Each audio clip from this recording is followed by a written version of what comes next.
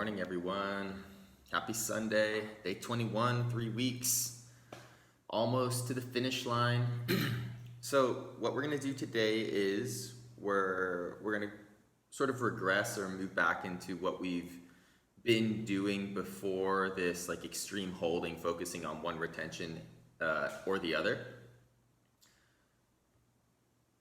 But towards the end, we'll still take the time to build upon our tolerance, and that's essentially what we're trying to do. Again, I use the analogy of like a car alarm that's way too sensitive. So we've all come across that car parked along the side of the road that seems to honk if we just take a breath. And I imagine the reaction is the same. You're just like, this car is way too sensitive.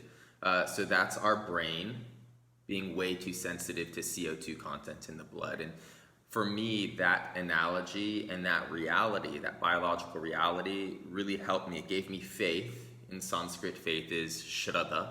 It gave me faith that those signals coming out of my body when I'm holding my breath are also far too sensitive, and that you can go way deeper into this retention space than at least some part of your physiology wants. And so think about that. But we'll spend about 5 minutes focusing on dukh, fostering this increased sense of sincerity and appreciating the totality of your human experience.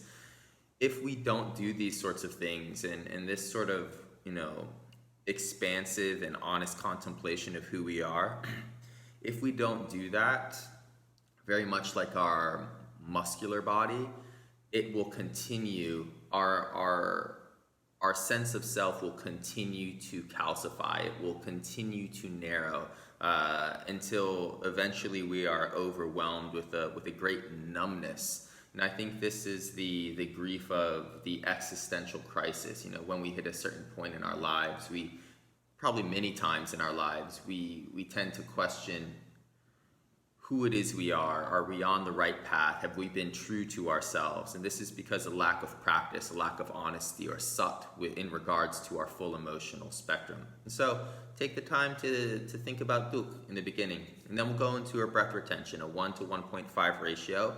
And about 2/3 into the class, I'll just cue you, work with ANTAR KUMBHAKA, work with your internal retention. So at that point, you'll inhale, hold your breath for as long as you can. Exhale, inhale, hold as long as you can, exhale. And so every time you touch that internal retention, it is as long as possible, and you're not going to do the external retention, right? Purely focusing on the internal. And then we'll switch in about 5 minutes or so to the external retention. Inhale, exhale, hold the breath as long as you can. Inhale, exhale, hold the breath as long as you can.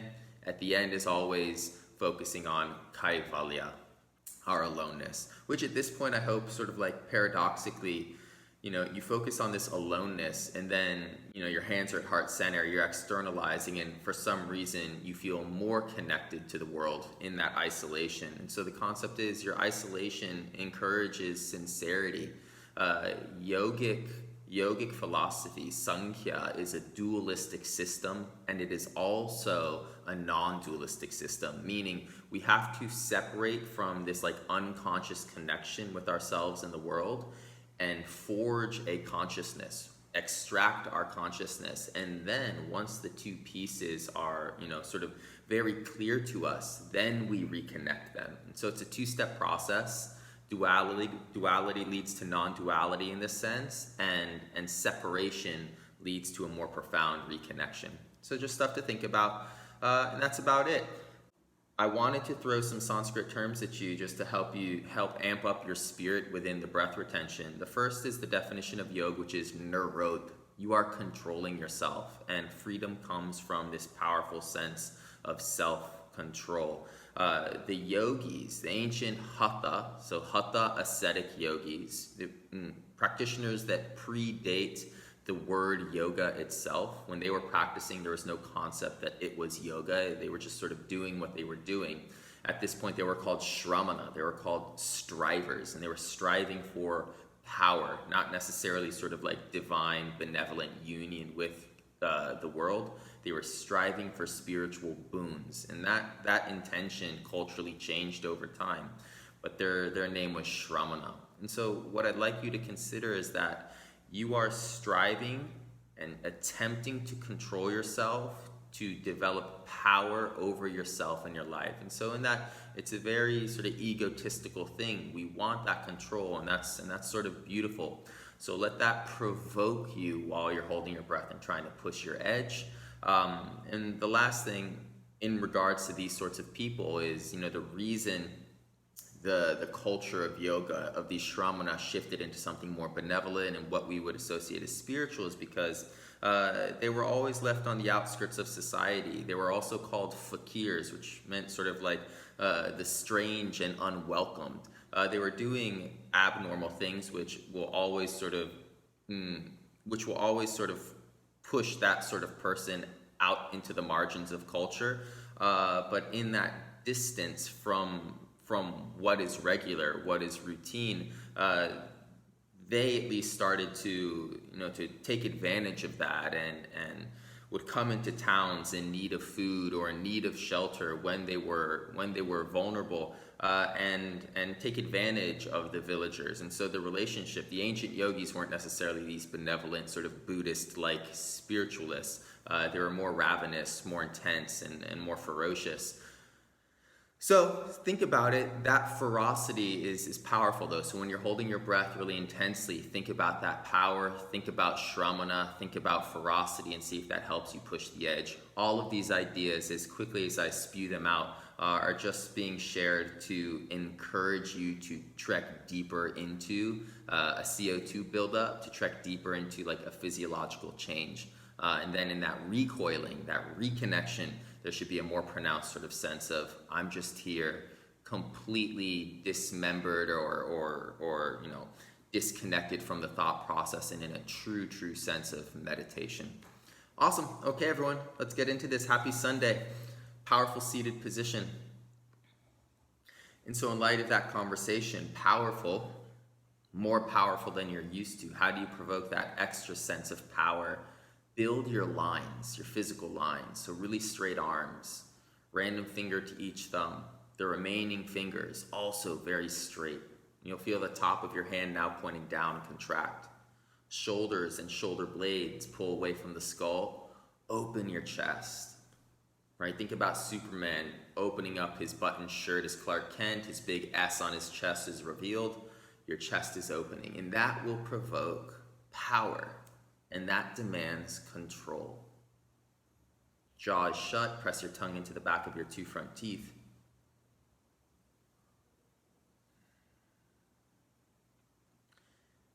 And now, whatever minuscule adjustments you can still make to increase the lines of your posture, attempt to do so. More than likely, this has to do with your abdomen. So tilt the hips slightly forward again and use your core to elevate the rib cage. And while this does take energy, confidence should be surging.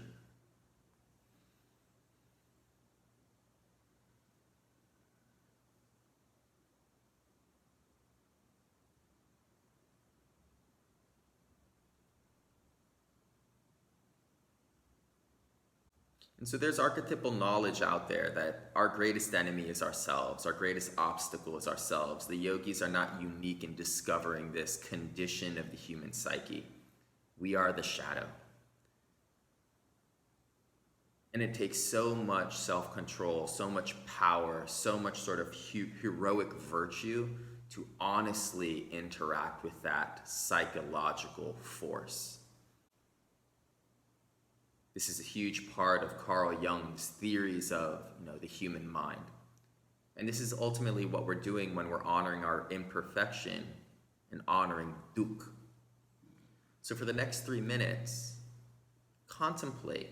Let your mind wander through your insecurities, your current fears, your current worries, and then try to unravel them and recognize that within those current situations, there are long-lasting wounds, long-lasting pains, long-lasting griefs that might not be pronounced or very dramatic, but they linger. And all of this can just be wrapped up in the phrase, I suffer.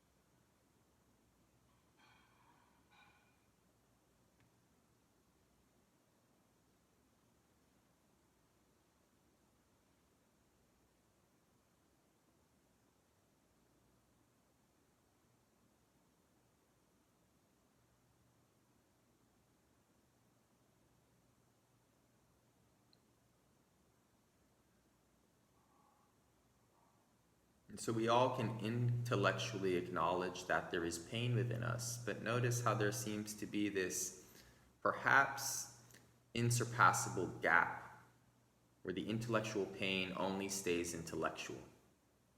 It's a certain field of numbness. And so just in 2 more breaths, attempt to cross that field and feel your natural fear. Feel your innate worry and doubt. And appreciate that that's a part of you. Super slow breaths.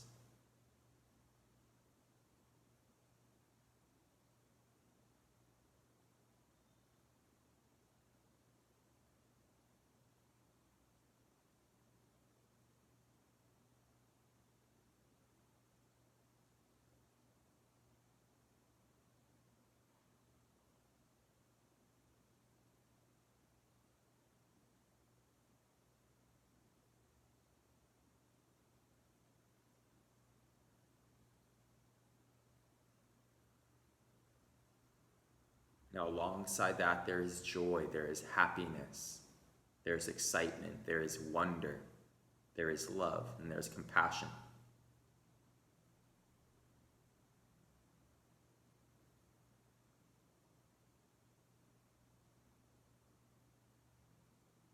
Opening segment done, the stage is set, you are sincere.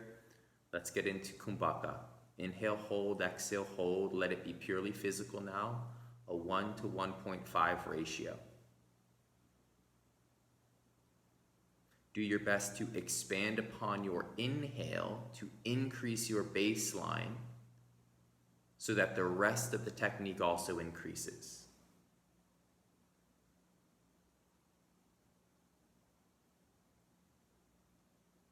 As you hold your breath, either feel the tingling and buzzing in your body. This will become increasingly important as we move forward into the next 10 days, and or visualize beautiful scenes. Collect your CO2. This is self-restraint, NIRODHA. And we're doing this to gain power over ourselves.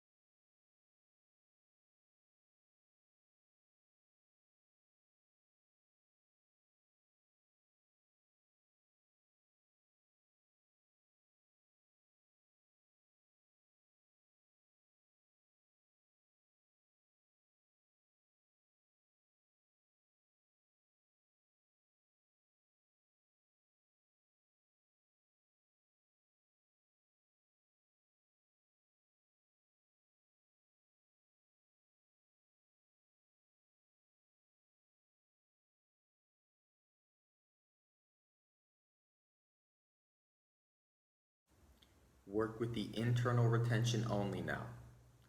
So you're going to inhale, hold your breath for as long as you possibly can. Exhale slowly, inhale, hold your breath for as long as you possibly can.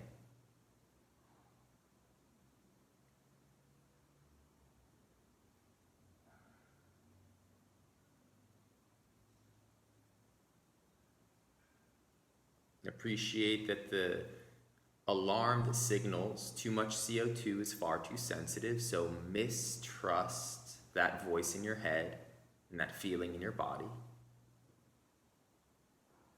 And appreciate that you are controlling yourself on the road to attain power, just like the SHRAMANA, just like the ancient yogis who practiced to attain spiritual boons so that they could live their lives more effectively and intentionally.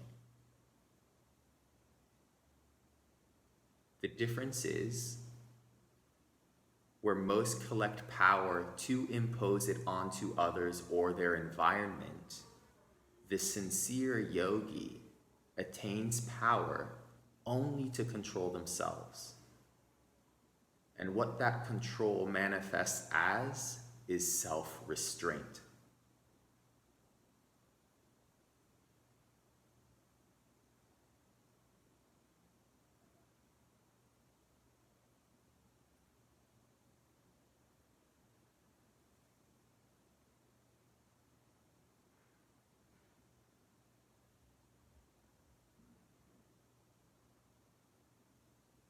Try not to move.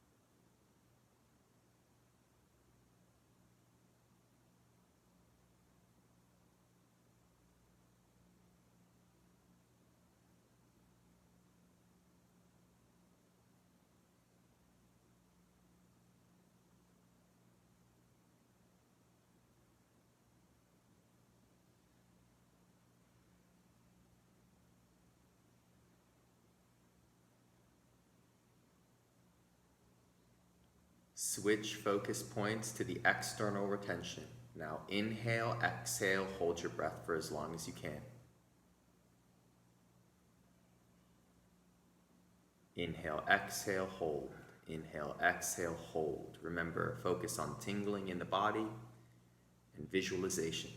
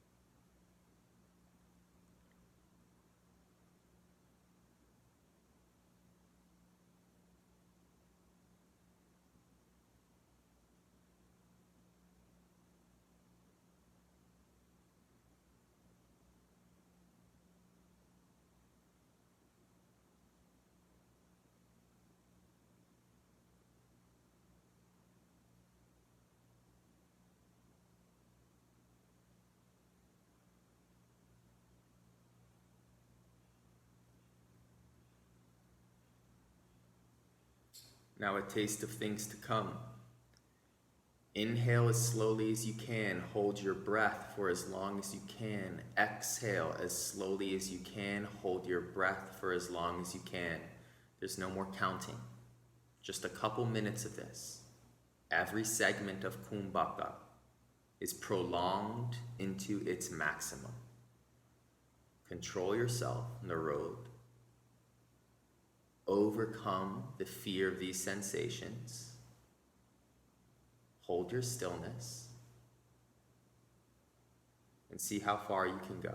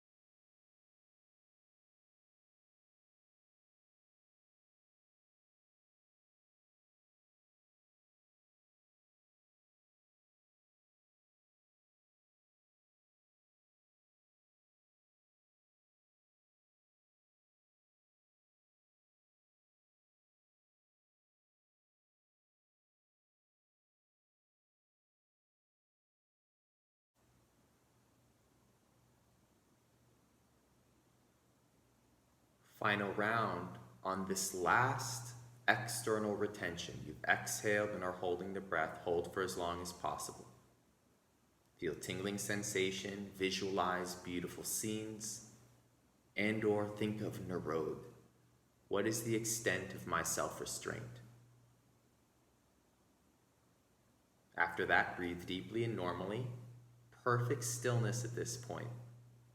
Relax your muscles. Feel the body and sense aloneness as it naturally arises.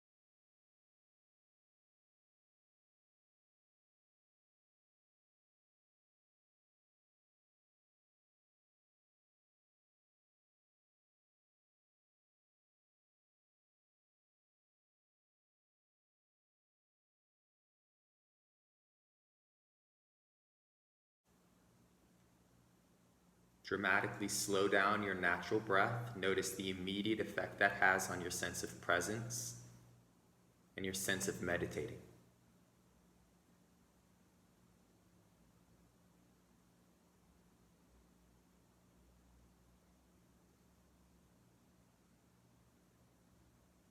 Stay focused on the sensations of your body, yet listen to me in the distance. The progenitors of this practice, who lived in the Indian subcontinent 5,000 to 3,000 years ago, did what you're doing now to attain power from the divine. Many of them then used that power to wander into villages and lay false curses onto the villagers for financial reward or material gain. For that reason, they became mistrusted, and they were known as fakirs, the strange, the unworthy.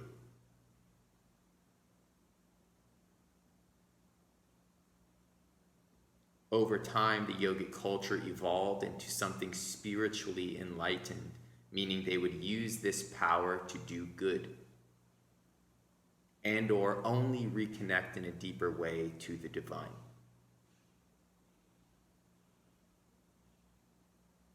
That duality exists in all of us.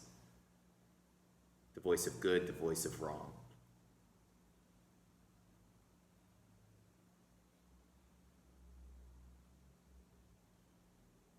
Slow down your breath yet again. And attempt to recognize through this work you are developing some sense of new power, some sense of NIRODHA, self-control, but with that power, using it in the most noble of ways, you only extend that power into yourself, rather than using it to control others or to control your environment.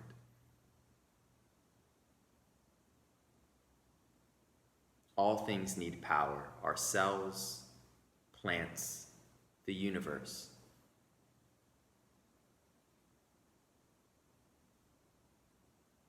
Power in the hands of something good, of someone good, is truly remarkable.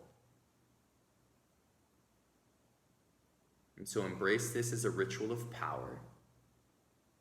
With an inhale, very, very, very slowly, dramatically graceful. Inhale your arms up and overhead. Dramatically graceful. And in that restraint of speed, there is a surge in conscious self-control which reminds you of power.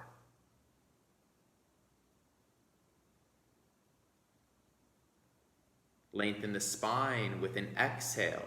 Again, dramatically slow. Bring your hands to heart center.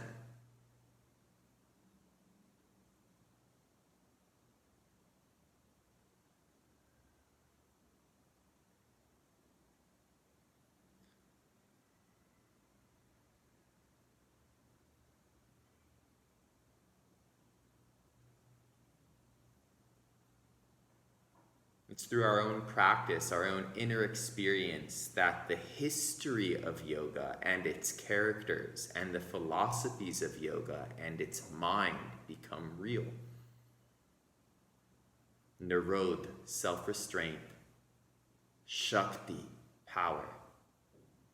Pranayama, to control our breath is to expand upon our vital energy so that we may do good, so that we may be honest.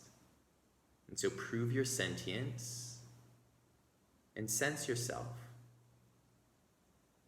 The full spectrum, happy and sad, strong and weak, hopeful and fearful, body, mind, and spirit.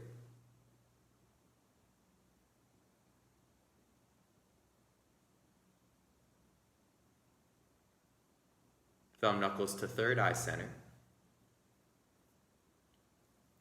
Back to technique, just focus on that point of sensation. So much so that the witness to all of these layers, all of these phenomena, and all of these flooding moments is made more clear.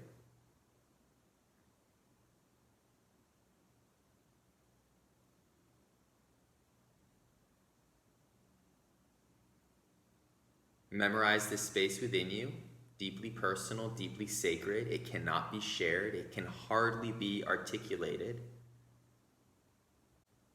With an exhale, release your wrist to your knees, random finger to each thumb. Again, sense your control, sense your power, and how both feed into each other, creating a positive feedback loop. With a breath in, open your eyes and attempt to sense a light, a clarity in the way you're looking out into the world.